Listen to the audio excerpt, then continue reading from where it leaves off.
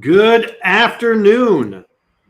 Welcome back to The Hard Truth. I'm here again with my good friend and colleague, Melanie Inglis, forensic investigator extraordinaire from the country of Canada, I believe. Yes, We've established we've established. where it's not all just, hugs and kisses and friendliness these days. Not You're anymore. joining in the craziness with the Americans. Thank you. We don't like to be alone in our misery. Well, you're not anymore. Yeah, exactly. This week, we are going to talk about false allegations, which is a subject that I'm extremely familiar with, having written a textbook on the subject after working related cases for about 15 years. Textbook I co-authored with my good friend and colleague, Dr. Aurelio Coronado, as well as my co-author on the Rape Investigation Handbook, Detective John Savino from the NYPD Special Victims Unit, or Special Victims Squad, that's the actual real name, Manhattan Special Victims Squad, retired back in the day. And now he works for another law enforcement agency much further south. There's so much to talk about relating to these subjects, but as usual, Melanie, I'd like you to talk about your journey into this subject from both as a student being taught the issue through the program that we run, and then also through the casework that you've done since that time, which I think I've seen your journey on this, and it's been very interesting because you have a very particularly valuable perspective, but you don't come across the way you'd think. So I don't want any spoilers. I want you to spoil. What would the way you think be? Well, the way you would think. Well, the problem is this, Okay. and it is a very big problem, that many of the people who enter, when you're specifically talking about false allegations. Well, let's first define false allegations. What's a false allegation?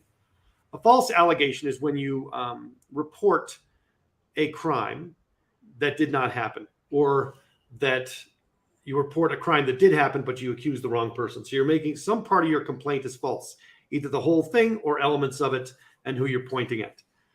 And this is very important because historically in the 70s and the 80s, there was a big fight to even suggest that false reporting was real. And in the 90s, people lost their jobs. Research wasn't being done on the issue of false reporting because people were blacklisted for even talking about it. And that's because the victim lobby is very powerful in this regard, in the political regard, not in the investigative regard, but in the political regard. And it was in the 80s and 90s that we started seeing victims advocates working side by side with investigators. And this became an even bigger problem because a lot of investigators wound up having relationships with these advocates. The advocates gained more power. And I don't mean professional relationships, I mean personal relationships. And so the need was to always make the victims advocates happy, or to at least give the appearance of making them happy. They're very good at the theatrical happiness, not the actual happiness. And this has led to a current climate where investigations and on top of that, the Me Too movement, which I think is very good, by the way, Me Too is very good, provides a lot of space for conversations that absolutely need to happen. The response of people who are not knowledgeable or uncomfortable with this issue is that now we have a condition in this country, and it's in most of the states I'm working, where an allegation is made by someone, whether it's domestic violence or sexual assault, and the culture is such that no investigation is done. In many of these cases, a detective is not assigned. The statement is just taken. It is documented. No follow-up is done. No attention is paid to the victim aftercare. No interest is placed on collecting evidence or documenting evidence, and the prosecutors will simply just take it to trial based on the statement. There's even a resistance to testing physical evidence, even like rape kits, because they don't want the statement to actually be damaged by the evidence or be shown to be inaccurate by the evidence. So that's kind of where we're at. The reality is I keep seeing victims advocates going into court and testifying as experts on subjects they have no knowledge about, and vouching for victims. We're going to talk about the consequence of that in a recent case. But what I wanted to do, that's the path that many people take. If they have any connection, either directly or indirectly, or even tangentially, with a victim population of people that have been harmed by actual crime, that have suffered actual violence, that there is a tendency to go over the top in the other direction. There's that belief. But that's not the direction you've taken. You've taken a much more comprehensive and objective and truth-seeking approach, which is, I got to be honest, uncommon in my experience. So there you go. That's my long-winded setup. You're welcome. That was very, very well said. Oh, thanks. It didn't feel like it, but thank you. There was a long roundabout way into not really answering the question, but that's okay. I did answer the question, just not the answer you like. Oh, as with many of my answers, I disappoint so many so often. It's hard to keep track. Well, okay. So false allegations. There's casework and then there's personal, right? Right. So I guess trying to sum up what you were saying, yes, it is. I came into the realm of false allegations, actually being accused over and over and over by law enforcement that I was making false allegations. So this became something that I was very frustrated with, but I couldn't really understand in the beginning, because I thought that when someone reaches out, say it is a domestic or a sexual assault, either one of those, which I've had to experience both myself, you reach out to law enforcement and you think they're going to take it seriously. But I was met immediately with hesitation, and they were blaming me the entire time, asking me all these offside questions about what I was doing, how, like, what happened, what did I do to cause this sort of thing. There was never an actual investigation done into what had happened, and they just continued to ask questions trying to prove that I was lying so that they wouldn't have to do anything about it, which they didn't do anything about it anyway. I went through the entire process for I went to the hospital, I did the sexual assault kit, I did all of that. None of it was tested. And they just continued to come back and tell me that I was lying and that they weren't going to pursue anything. So I went through this a bunch of times. And when I say a bunch, I lost count the amount of times that I've had to, or I've tried to report something, whether it be domestic or a sexual assault or something along those lines. And then I got into casework and I realized that this was happening more often than not. And then I started to see and feel the problem with the victims and the vulnerable demographics on why they don't come forward anymore, because they're not believed. And so this began my journey of figuring out how do we even start? Where do we start with this to have people feel safe to come to law enforcement and not be told that they're lying? And then on the other hand, the people that are using it and they are doing false reports. And this is where at first I would say that I could understand a police perspective, because they do see that a lot, but they've become so jaded that the victims, they don't see anybody as telling the truth. They immediately put their guard up and think, well, they're lying like everybody else. So it's a problem in two different aspects. You're absolutely right. And let me tell you how law enforcement they've tried to address the issue in some cities. For example, back in 2012 or a little bit earlier than that, NYPD, Milwaukee, Wisconsin, Miami, New Orleans. I'm trying to think. There's some couple other big cities out there. Los Angeles, I believe. They made policies that only sex crimes investigators could respond to allegations of sexual assault. And the reason why is because patrol officers were being paid overtime or in cash bonuses for downgrading claims of sexual assault. By sergeants were saying, okay, then we know this because of what happened with Adrian Schoolcraft. Anybody wants that information, they can get it. Adrian Schoolcraft in NYPD was a big whistleblower about 10 years ago or a little bit more. And he whistleblew on he recorded every single meeting he had with every single supervisor, basically giving them cash bonuses for saying, okay, this is a sexual assault, downgrade it to a personal assault, or a simple assault, downgrade it to something else so that it doesn't go on our rape stats. And we'll give you cash bonuses for that. Or you will get assigned overtime as you'll get overtime and other people might not.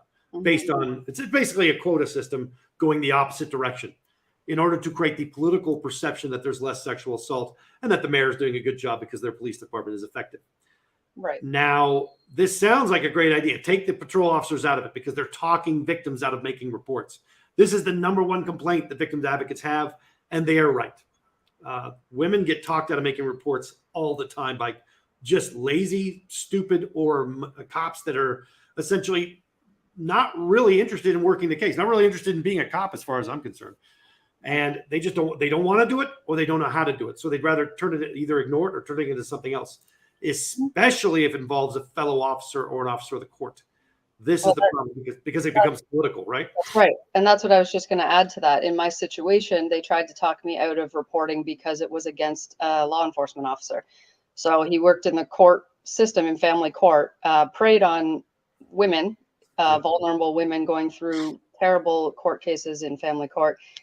So I was, they said, I don't know, 14th person to complain about him. And they talked everyone out of filing the report, and I went ahead with it.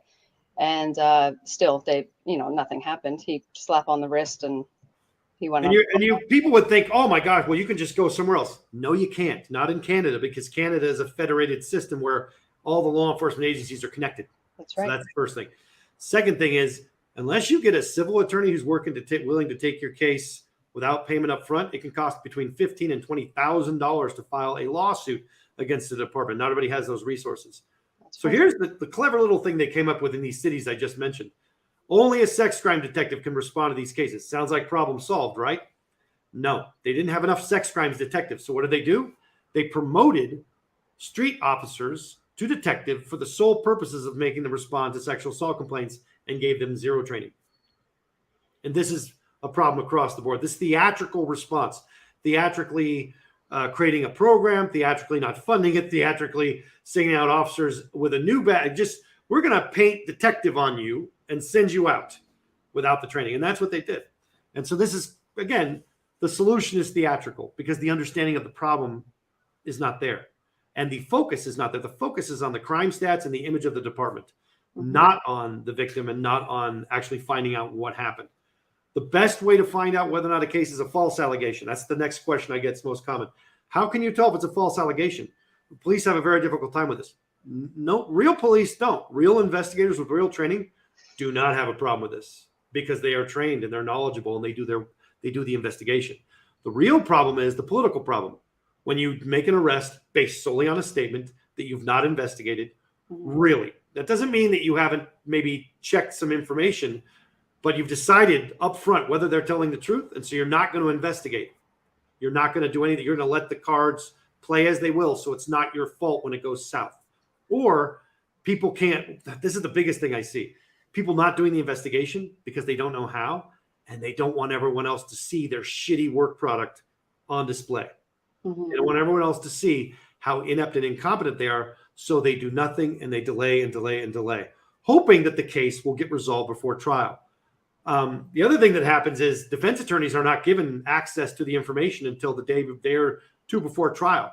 We're working cases right now where we're fighting tooth and nail to get sexual assault kit results, to get sexual assault report results, to get investigative results. And we're pointing the state to witnesses that they don't have, or we're demanding cell phone information from everybody so we can know what was going on before and after.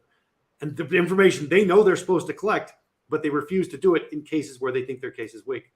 So the problem is political. As usual, the problem is political because it's not about finding out what happened. It's about satisfying the current political environment. And so that's your personal journey. Now talk to me about what you've learned as you've been working these cases. You've worked probably 5 or 6 false allegation cases now, around that, if not more. I can't remember.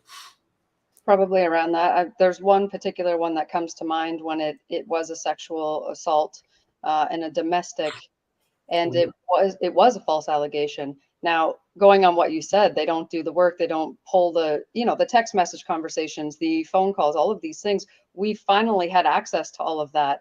And I looked through it. There was 4,000 pages of messages that I read through just between. And by the way, I believe you're talking about the fireman, right? This is the firefighter? Yes. Yeah. So we want to make this very clear. Very often when we are investigating false allegation cases, the victim is someone that works for the government or works in public service, or police officers, firemen, politicians. It's not all, if it's a sexual predator, I mean, obviously that's going to factor into it, because it's going to factor into whether or not this is true or not. But what we're seeing is police aren't even investigating it when there's an advantage to protecting one of their own. They're getting instructions not to do anything, Mhm. not to share anything. So apologize, but I wanted to make this very clear because I think people hear the thought that they hear the word rape or sexual assault and they get the wrong picture in their head because they're referencing movies and television. And you need Right. to understand that the people being accused are teachers, police officers, firemen, people in public service. Sometimes this is true and sometimes it's false. And we don't know the answer until we do the investigation. No, and this was to do with, like you said, a firefighter, and then the other party involved was actually from the hospital. She was a nurse. So Yeah. these were the two individuals that, and they were in a relationship at the time, Yep. which is another thing I find police don't like to acknowledge, because if you're in the relationship, that can't happen. You know, there's Right. no such thing as consent in a relationship. You just do what you're supposed to do. Do what you want to do in a relationship. There's no consent problems, right? Right, there's no consent problem, so this becomes another issue on its own. But the amount of information we did eventually get and go through, we are able to find those cracks and of where it's happening. Like, I mean, who's telling the truth and who's not, and you have to go through loads and loads of information on top of, sexual assault kits, any forensic evidence, anything like that. Video footage, we had a lot of video and audio recordings that were And the truth reveals itself rapidly, does it not? very Once quickly. you've done the examination, but you have to examine the evidence, That's review right. the statements, review the social media, review the text messages. They are betting on the police not conducting an investigation because That's right. 9 out of 10, they don't.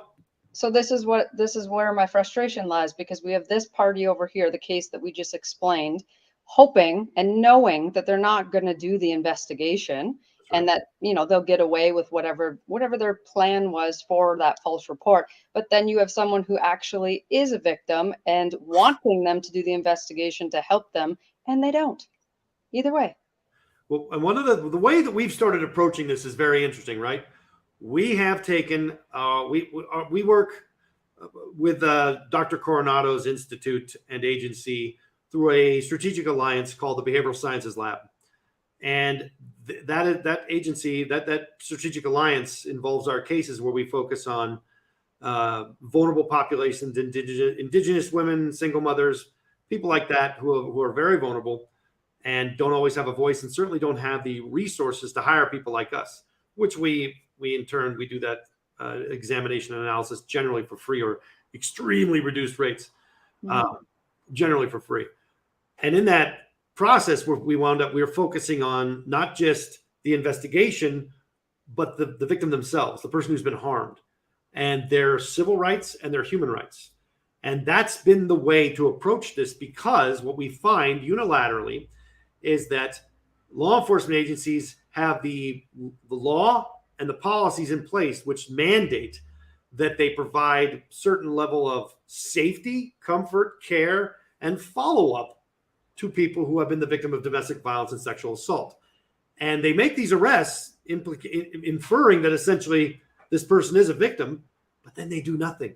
They don't help them at all. Very often, the investigators we work with for the defense agencies are the first people to contact them. And when we have our defense investigators respond to interview or to talk to them or help them out, we have them respond with information they need from the system. They're not getting help from the system. They're not getting people, they're not getting mental health care. They're not getting psychological evaluations. They're not getting directions on when their court dates are or what's required of them or what's involved in the process. And this is very hidden from them because, again, the prosecution does not want anybody touching this statement. And the more professionals that are involved, the more opportunity there is for a bad truth or a bad fact to come out that they are trying very hard to suppress by this tactic. The problem is these cases can take years to go to trial.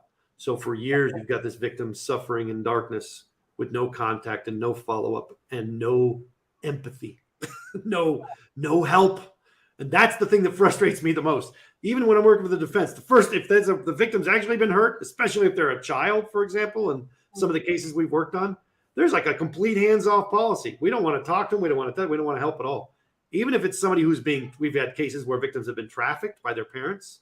We've had cases where victims have been sexually assaulted by multiple family members and they're making a false report against a new family member. things like that. So respond to me a little bit about that, because that to me is the part that's most frustrating. If Well, you really actually, believe these are actual victims that have been hurt and traumatized, then the state has an obligation to step in and help. That's the benefit of having the state and of having these agencies and mechanisms in place, right? well, let me touch on that with the protocol aspect of it, specifically in combination with my personal experience, because the region that I was dealing with, the law enforcement service out of that particular region that I was reporting to, they actually had a law that and a protocol that they had started because there was a victim I don't know how many years ago, but it was a domestic call, and she called the same service that I reported to, Yep. and they came to the house and they spoke to both parties, and they ended up not offering any safety plans or anything to the female who called, and they left, and not an hour or two went by and they were called back there for a homicide because the husband had killed her. And it was just a couple hours after they were at the house, because she called because of Right. domestic abuse. So this is the same region that I'm calling and I'm dealing with, and they don't even want to do an investigation. And I believe that they would do that for the general population, maybe depending on the cop. But I also think it's because it was one of their own. They just kind of forgot about that. The mandated protocol that they were supposed to. Kind of forgot. And well, kind of hoped everybody would forget, right? Yeah, but there's nothing. There's all these situations that escalate so quickly, and police just we're coming down hard on the police right now, but what can we do? Well, here's the thing. It's their being a police officer is not an accident. You have to go through vetting, training. Right. You have to make conscious decisions all the time before you can even get into that uniform and get that shield and get that gun. And you're supposed to get training as well. They are by law the only people who can respond to this stuff. They are by law the only people who can make interviews and investigations. They are by law the only people that can help in certain contexts. And when they don't do it, it's a big problem, because they are by law the ones that can help. That's right. And when I pointed out, they didn't think I knew about this law, even though I did clearly. And I pointed that out to the superiors, and then they just started threatening me all the time and basically asking me to leave. So I eventually left because there was nothing left for me in that town anyway. And I was scared. Like, you couldn't call the cops if anything happened. I couldn't rely on anybody anyway. And I'm part of a vulnerable demographic. I'm a single mom. And right? you're not the only one who feels that way. That's the important thing. Remember what you said at the beginning. 14 other victims have the same experience.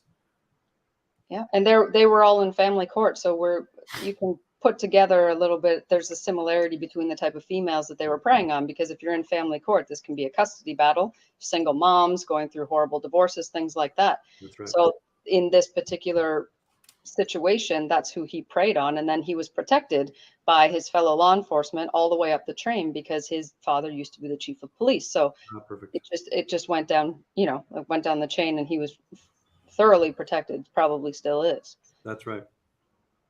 You're not wrong about any of that.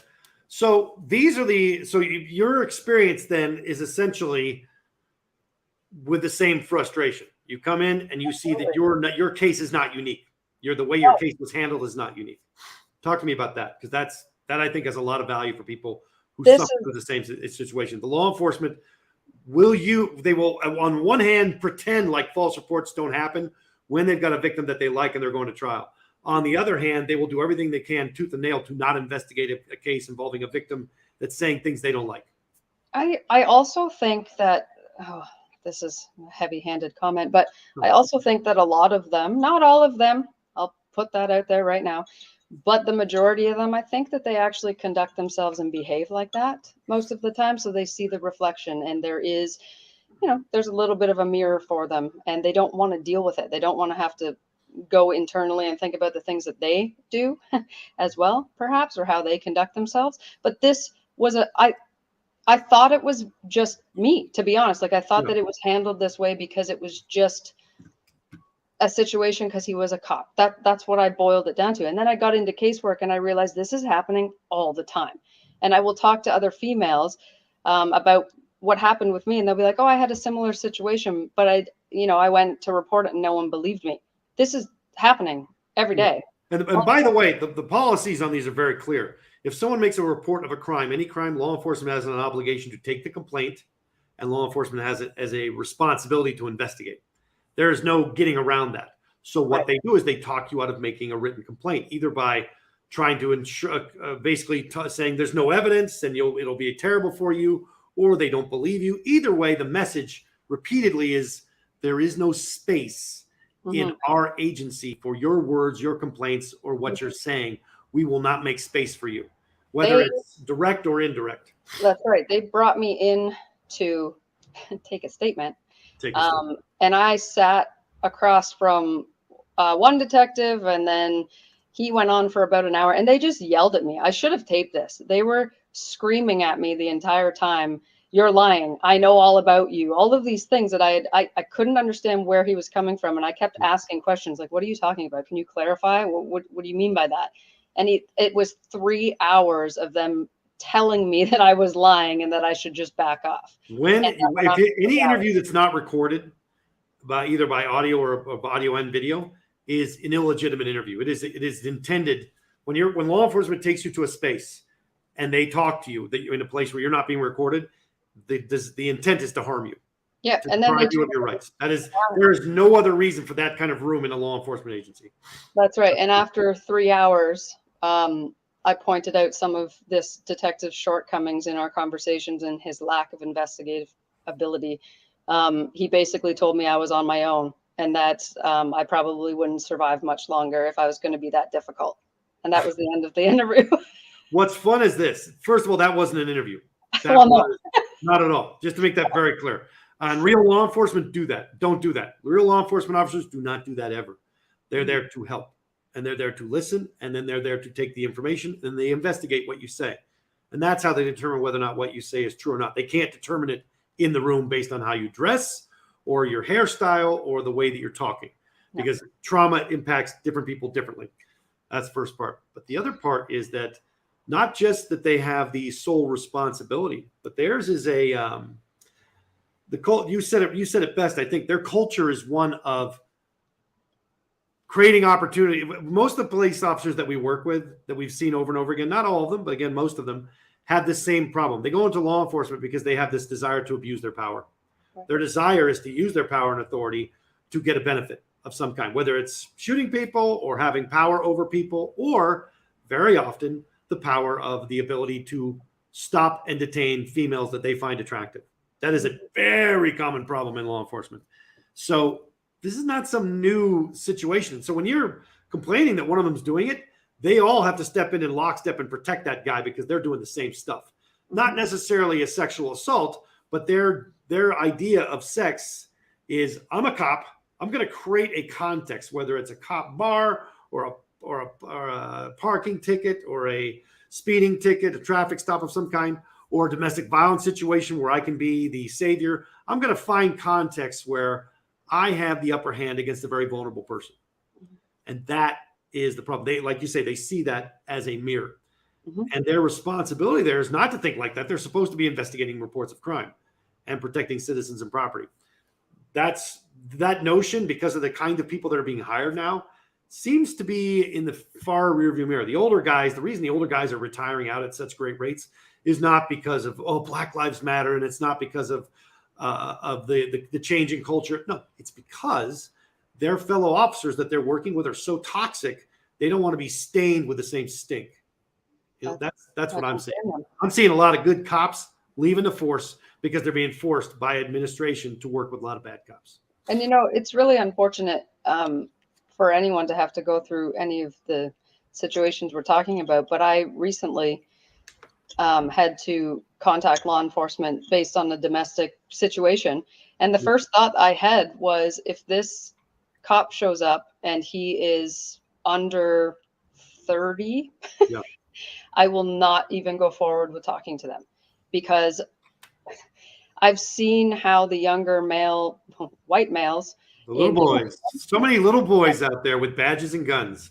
Yeah, they come and they have a conversation, and they either give you their phone number or try to hit on you, or they go to the other party's residence because they're supposed to go and interview the other person, and they side with them because they relate it's relatable behavior. So they're like, she's crazy, right? Those girls are all crazy. Anyone, by the way, anyone who uses that language, oh, she's crazy, that's code for she's just like my ex who didn't like the same thing when I did it to her. That's right. And so that was the first thing that went through my mind. And then I thought of all the other women that are going through that. They don't even pick up the phone to call for help because they're like, oh, they're not going to believe me, or it's going to be some entitled jackass that shows up here and gives me his phone number because, he's taking an opportunity.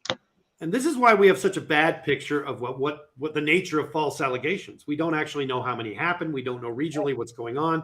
The cases aren't being investigated.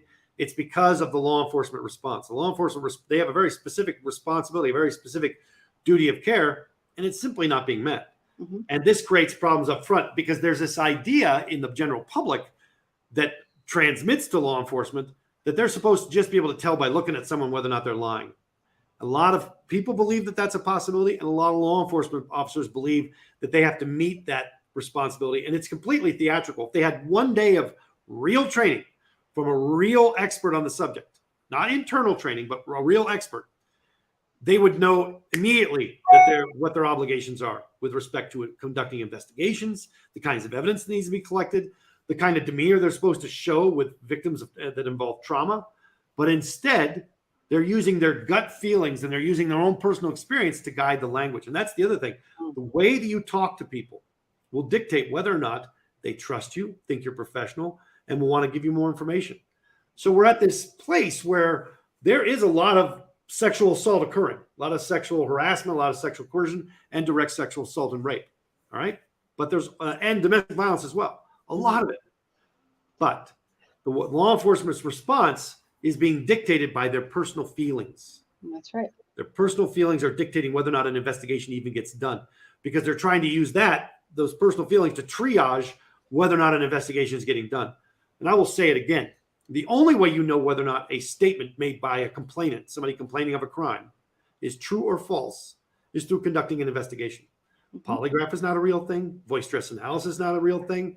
Sitting with someone in an interview and believing that you're a human lie detector and can tell, they were touching their face or they were nervous. That's TV and movie stuff. That's not a real thing. And if you believe in that, it indicates you have no real actual training. That is but there's a lot of cops who not only believe in it, but they also teach it to other cops. That's right. Because there's a lot of money in it. Because it's that is extremely dangerous to go in with that kind of ego, thinking that you can read someone like that. Everybody is different in every situation. There's no like you said, touching your face or something like that. Well, there's multiple reasons someone might be touching their face. It doesn't mean they're lying. They may just be uncomfortable.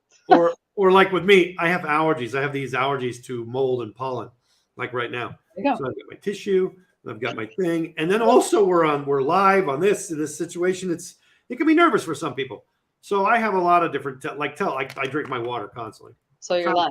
So I'm lying. You're lying. Yeah, this is my tell. This is my tell is all these things, and I'm white. I'm a white guy. So white. You know what? Erase the rest of it. That's all you need, right there. White guy. White guy. Trying to mansplain false allegations to you. Thank you. I appreciate it. I've learned a lot today. Yeah, I know. Learn to ignore what I say and then, do your own real investigation.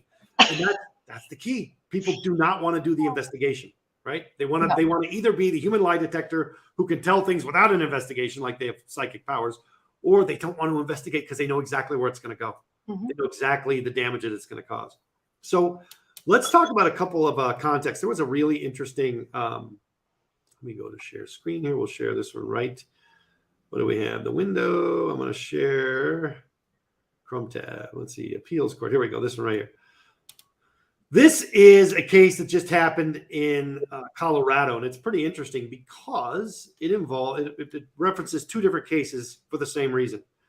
Essentially, you had two different trials involving a sexual assault where the victim's advocate was called in to testify as an expert. And this often happens. Instead of bringing in real experts, they bring in victims advocates who testify about the issue of trauma. Now, here's the problem with that. A lot of these people are former victims with no actual psychological training or back. If you put a psychologist on the stand to talk about it, it would be better, but there would be less likely for the court to qualify them. But they want to bring in victims advocates because they know exactly what they're going to say, and they're easy to manipulate, and they don't have the training or the science to essentially compete with the prosecutor's narrative that's being pushed. So it's bad on all levels. But the one thing you're not allowed to do as an expert is you're not allowed to vouch for the credibility of any other witness. And by that I mean you can't say they're lying, and you can't say that they're honest and you believe them, because this is not the province of the expert. All right, it's a very important concept. So the Colorado Supreme Court, the Court of Appeals, they essentially came back and said, okay, we can't do that. We can't have you doing that. You did it this one advocate did it in multiple cases. And so the case got overturned because she was in there saying, oh, I believe her and I do this and I believe that. I believe this. You can't do that. The way that we approach this issue is we look at these are the investigative red flags for false reporting that they show up in a case and the investigators have an obligation to resolve them. You can have a red flag occur that doesn't actually mean the person is lying, but it needs to be investigated. It's a break in the logic that needs to be explained. That's the first part. The second thing we do is we actually say, we're not saying the victim's lying about the rape. We're saying that the physical evidence says this thing that she said could not have happened. That doesn't mean that she's intentionally lying. We're not going to address her or him being truthful or non-truthful. We're just going to say, I'll give you an example. I had a case in California where I just testified last year, not too long ago. And the case involved an allegation by a woman that a man broke into her home and strangled her and threatened her life, beat her head against the wall. And she also said it was her ex-husband, just to be very clear. And she also claimed that her hair was all pulled out and it was all over her and all over him and all over the floor. The police get there and she continues this statement. Her hair is fine. She has no injuries to her head whatsoever. There's no hair on her. There's no hair on the floor. And the guy who they caught up with immediately afterwards, he had no hair on him. This element of her story was completely fabricated. And the physical evidence made that clear. Now, that doesn't mean we're saying, oh, she's a liar in general. No, we're just saying on this issue, the physical evidence doesn't support that. So we would need to have another reason why all this had been cleaned up. And she couldn't explain it. In fact, later on, she said, I never said that. It's recorded, it's all right there. So what you use is the physical evidence to show that certain events didn't occur. And that the jury can make their own inference about what the intentions of the person who said that story was instead of you getting into it. So that's the way we deal with it. But you're not allowed as an expert to go in there and say a person is lying or truthful. You can't say, I have complete faith and confidence in this person. Oh, I have complete faith and confidence in that one. And the prosecutor, by the way, can't do it either. And this happens a lot with prosecutors saying, oh, well, you're not a cop or you're not this or the cops over here do this. You're saying this. No, well, you're expert vouching. If you're saying that you should believe police because they're police officers and not anyone else because they're not, now you're witness vouching. It's a big problem. Respond to me with you about that. Is that something that you, as you're coming along in this, do you see that as a problem or do you see it as just sort of a legal issue? I would see it as a problem. Absolutely. I think when you were talking about that, I was thinking about the other case that we worked where there was a false allegation and it was a sexual assault and it was just a party gone wrong. And then all the reasonings behind why this female made that accusation. Right. We were able to pull through that information and find out, somebody found out that wasn't supposed to find out about her extracurricular activity that night. And that's why that false allegation came up. But having someone go into the court, like you said, prosecution, I've seen that before where they're like, well, she is, paints them in this picture of this innocent sort of idea and then sways the judgment of a jury or somebody else, the judge listening to this without even looking at the evidence. It's just they take the story and they run with it because they're, all of these good things the prosecution will say. And that is a huge problem if we're just pushing aside the evidence and not doing investigations, just basing it off something like that. We're just going to continue perpetuating this problem going forward. Absolutely. One of the things we have to talk about with respect to false allegations is motives. Mm-hmm. And we've written about this, or I've written about it extensively, and you've read all the material. Mm-hmm. The material's out there. We have a textbook. It's, again, I mentioned it at the beginning, it's called False Allegations, and it's by myself, Dr. Coronado, and John Savino. And a big motivation for false allegations, as you just said, is to essentially explain behavior that you need to be able to get away with, like an unexplained absence or a sexual encounter that was consensual, but now you either have regret or someone else has found out about it. So you have to say, well, that was rape. Sorry. Now, the other one is money. There's a lot of money in false allegations in terms of reporting a sexual assault and then suing the property where that occurred. There's a lot of money in that, like millions. Not a small amount. So there's a money motivation. One of the things that recently I've seen it starting to crop up in cases, and this is related to the pandemic. We're seeing an uptick in cases involving accusations against employers, and I've started to see a more of a particular kind of false allegation, and that is religious ones. I worked a case this last summer in Oregon where a couple met on Tinder and they had very rough. They organized this idea of what kind of rough sex they were going to have. The guy came to her place with her roommate there. They went into her room. They had very violent, aggressive sex. He left. The roommate, was fine with it. Didn't have any problems. The woman didn't have any problems with it. Then a year later, she gets into a new relationship, and she has to explain. She's talking about her sexual history with the guy, and he's Mormon, and they want to get married. And the only way this works is if she's pure. She can't get married. She can't marry into the family unless she's pure. So she said, "Oh, well, I did have some dates," because she met the guy on Tinder. He's like, "Did you meet anybody else?" Well, she did, and she had sex with this one guy, and it was all on there. And she goes, "Well, I want you to know I had gone there with the intention of just meeting him and sort of having this fantasy maybe kind of come to life, but then he raped me." And he was the one that dragged her to the police station and made her report. In fact, during the interview, the initial intake interview, he's doing most of the talking. So the report comes a year and a half later after she's newly deciding that this is a sexual assault, and essentially that the motivation is very clear. It's not about a sexual assault at all. It's about her desire to be pure so she can marry into a very wealthy family.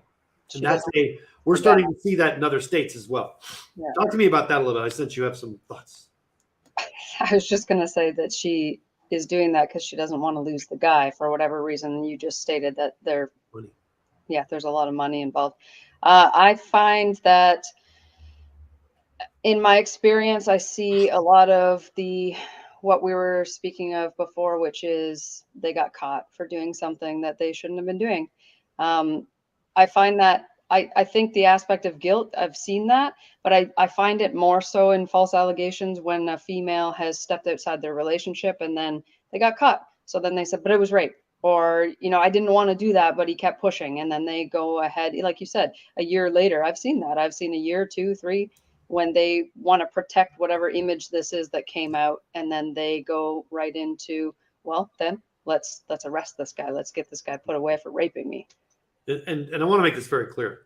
There are many different men in different levels. Whenever there's this power imbalance between males and females, there are men who seek to exploit that power imbalance and seek to engage in coercive practices or even directly with rape, understanding that the person who's financially or emotionally or societally, in terms of their station, their agency, that they're weaker. Maybe they're an immigrant. Maybe they got an immigrant status, or maybe they're impoverished, or maybe they don't have a good education.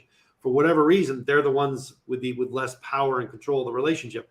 So the person who is authority in the greater power can actually abuse and exploit that person. Mm-hmm. That is a thing that happens. It is also true that people can come into those scenarios and make false reports on either side. And this goes back to my point. Again, people are looking for a percentage. How often does this happen? It doesn't matter how often it happens. We don't know. What we know is until you do the investigation, you won't know whether it happened in this case. But stop trying to use your experience with movies, television, and other cases to decide whether a particular victim is telling the truth. There's a way to know. Find out the facts of the case, find out what evidence there is, and conduct your investigation. One of the most frustrating parts for me about false allegation cases is when detectives or investigators tell me, oh, there's no evidence. It's just a he said, she said case. Really? In the digital age, there's no evidence. Did you look at your phone? No. Did you talk to her friend? Who's her best friend? Did you talk to her? No. Did you talk to his best friend? No. Did you go to the crime scene and process the crime scene? No. No. So there's really no evidence because you didn't fucking look. There's no evidence. You haven't actually done your investigation. The point of an investigation is not to investigate even evidence. It's to find the evidence that needs to be investigated. This is the idea. Law enforcement believes magically, if they just sit at their desk and wait, oh, the phone will ring, and then they'll go and they'll talk to people instead of developing the case themselves, instead of developing the evidence themselves, instead of figuring out the relationships themselves. Have you checked their social media? What are they saying on social media? What are you doing there? Tell us about that, because Melanie, I know you're really good at that. We've done it. You and I have done this on many cases. We do a nice little dive on all social media. We even just had a meeting about that. It was last week, right? We had a meeting about different tools we use in social media to investigate people who make allegations and witnesses to see what their relationships are. Talk to me a little bit about that, because that's a big feature law enforcement seems to not even understand that the internet exists in a lot of places. It's very weird. They pretend in one case, they'll pretend there's no such thing as digital evidence and no such thing as looking at phones. In another case with a suspect they really hate, they'll give you the UFED extractions and they'll get the videos and the text messages, right? Yeah. It makes me not believe any of them at all, because they're all lying about, in one court they're saying one thing, in another court they're saying another, because of their desire to protect or attack a particular case or defendant.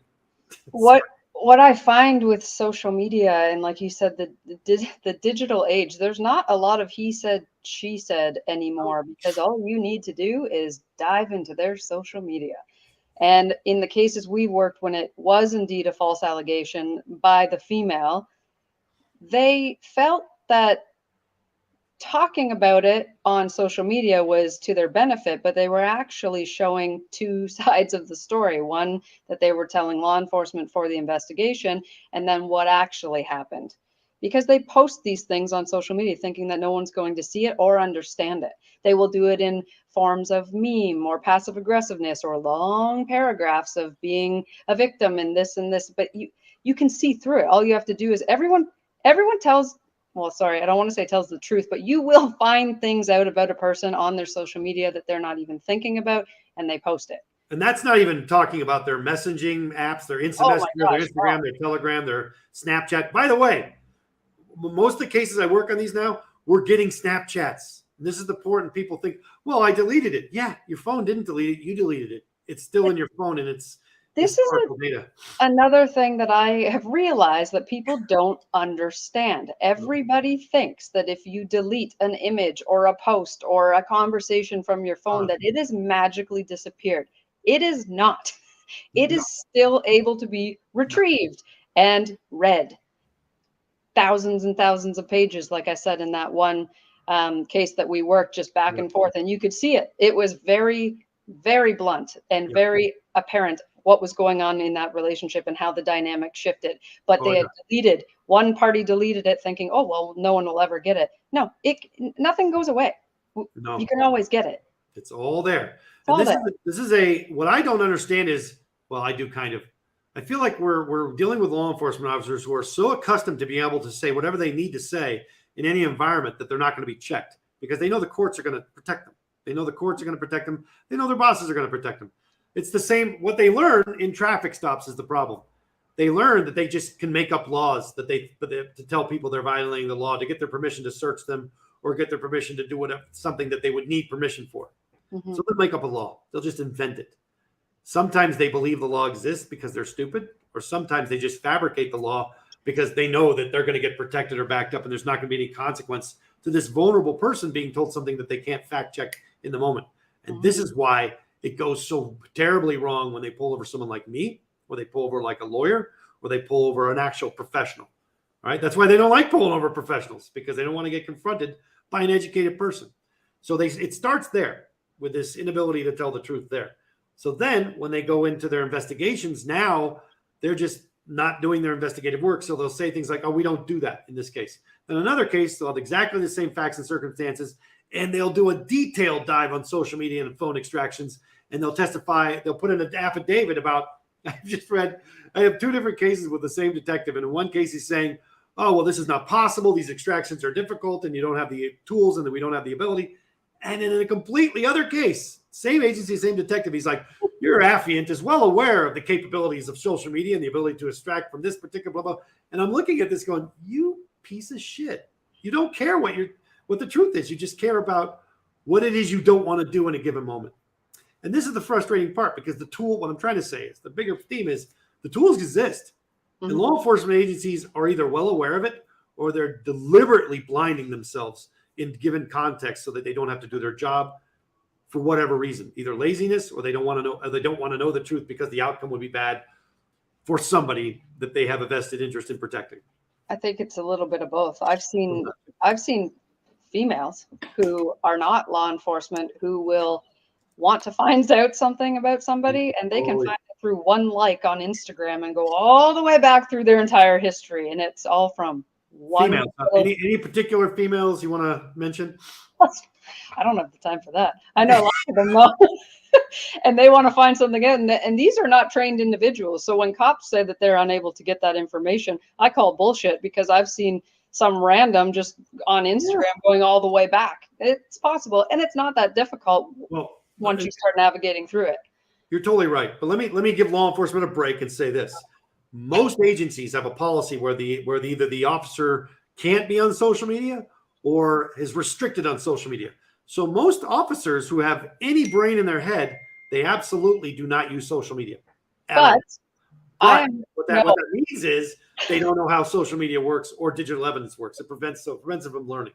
I'm going to go back on the other side of that and say that most of the law enforcement officers that I know have a ghost account, and they have been trained, because they've told me this, how to navigate through things like Facebook and Instagram to look up people and to find people. So they do have these ghost accounts, which are very transparent. If you ever have one following you, not even difficult.